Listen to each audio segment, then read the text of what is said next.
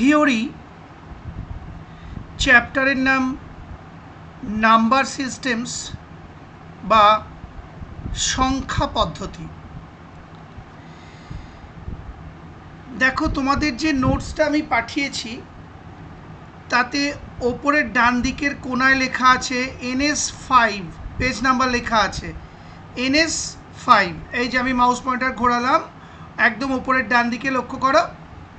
তা তোমরা সেই পেজটা পাশে খুলে রাখো আর এই ভিডিওটা মন দিয়ে দেখো।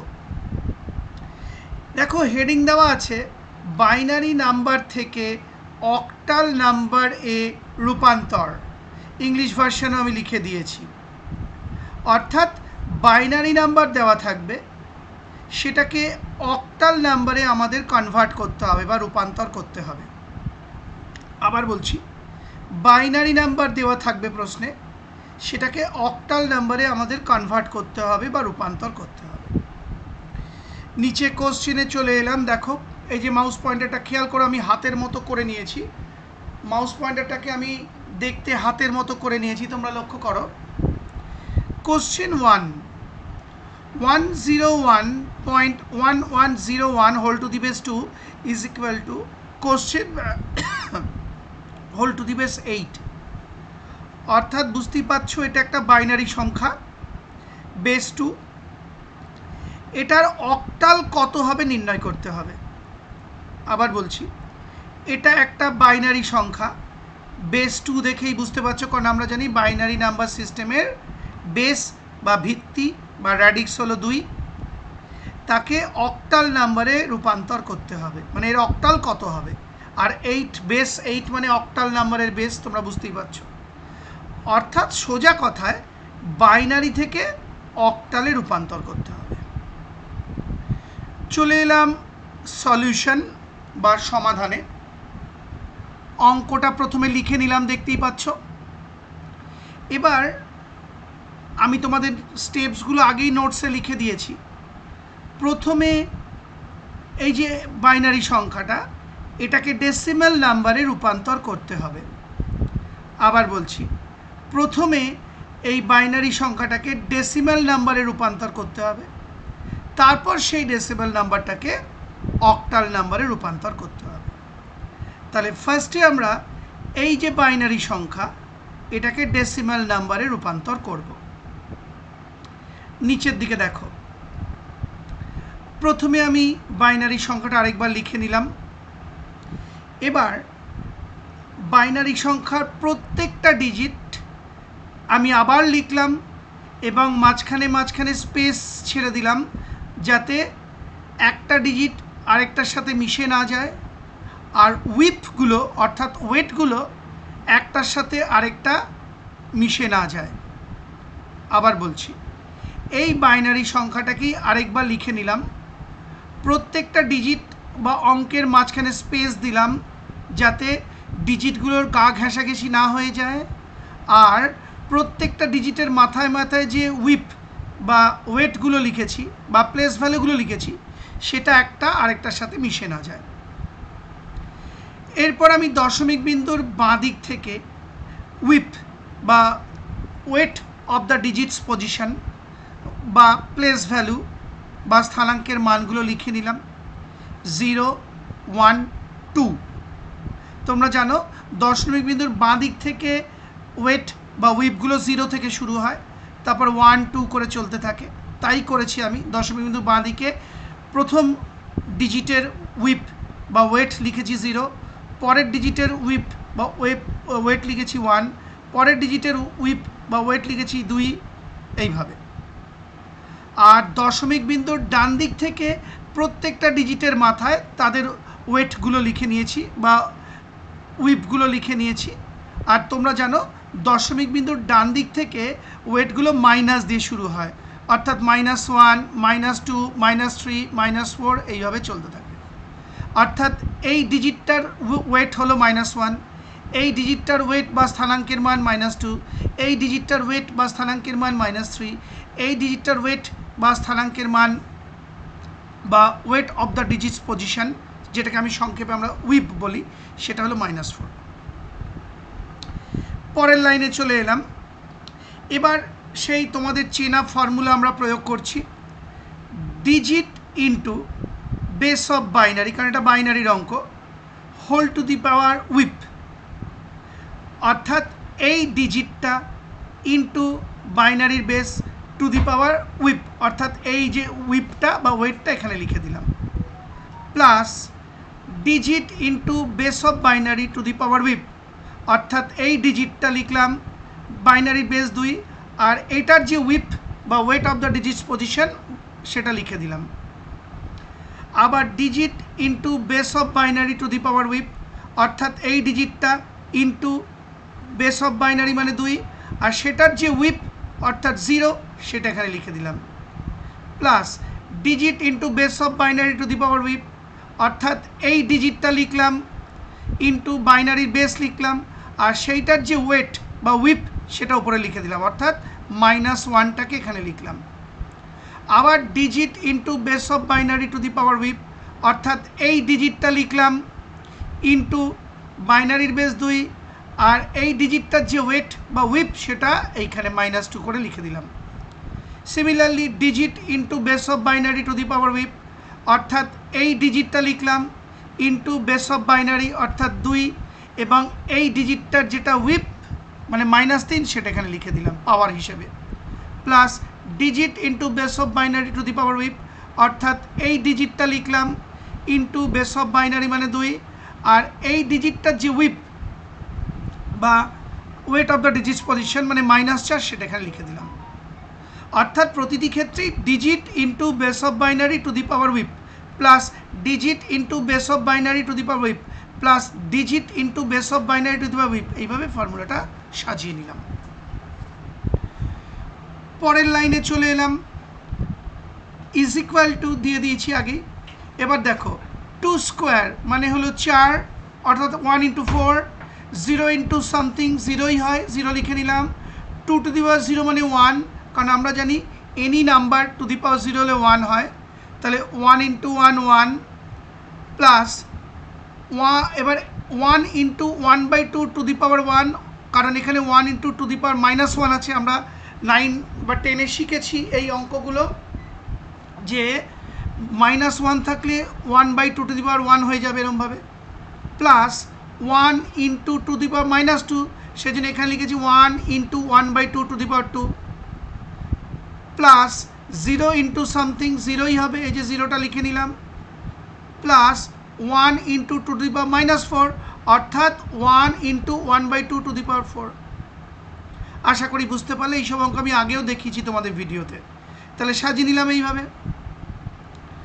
পরের লাইনে চলে এলাম, দেখো এই যে এই লাইনটা 1 ইন্টু 4 মানে 4, 0 আর লিখিনি, 1 ইন্টু 1 মানে 1,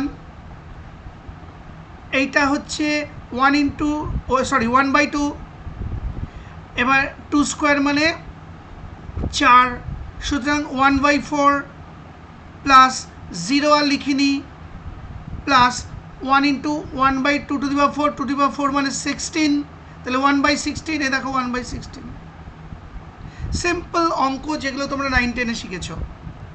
আবার পরের লাইনে চলে এলাম, এই পূর্ণ সংখ্যাগুলোকে যোগ করে নিলাম, 4 আর 1 5 প্লাস 1/2 মানে 0.5, 1/4 মানে 0.25, 1/16 মানে 0.0625, অর্থাৎ এখানে 1কে 2 দিয়ে ভাগ করে এটা পেলাম, এখানে 1কে 4 দিয়ে ভাগ করে এটা পেলাম, আবার এখানে 1কে 16 দিয়ে ভাগ করে এই সংখ্যাটা পেলাম।